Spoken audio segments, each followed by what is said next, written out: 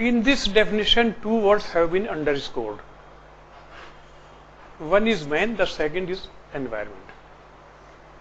Right from the beginning, the geographers who were the believer in the superiority of environment are known as the determinists.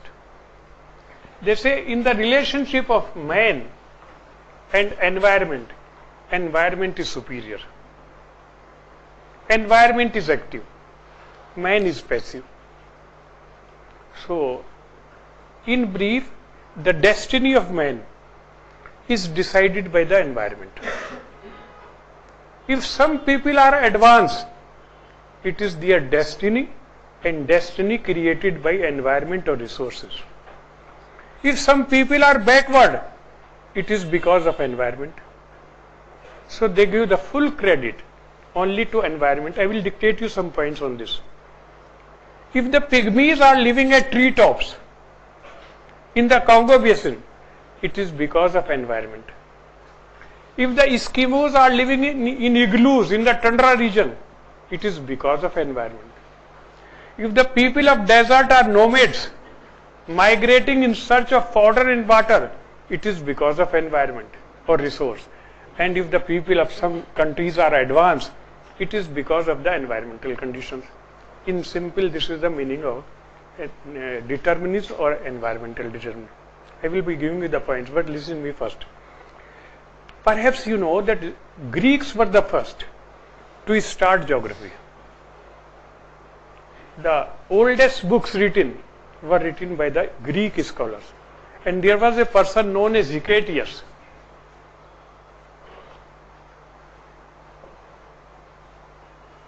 Who is known as the father of geography.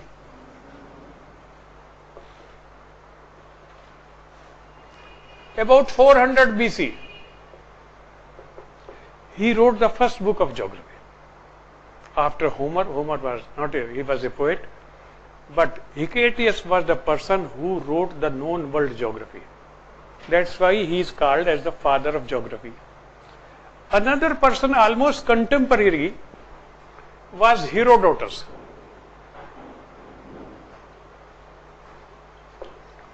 He is known as the father of history.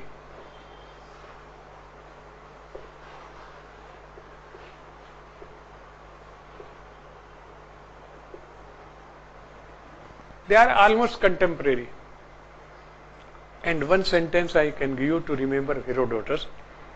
While writing the history of the then known world, and what was the world known to these people was around the Pacific Ocean, around the Mediterranean Sea. That was the only known world. Europe, southern part of Europe, Asia Minor or Asia, and northern part of Africa, this was the known world. And that's why you know Mediterranean is a word.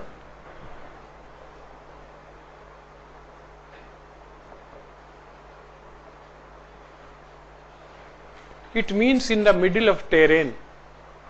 In the middle of, if you do the Sandhi Vichhed or break this word, the sea which lies in the middle of the land.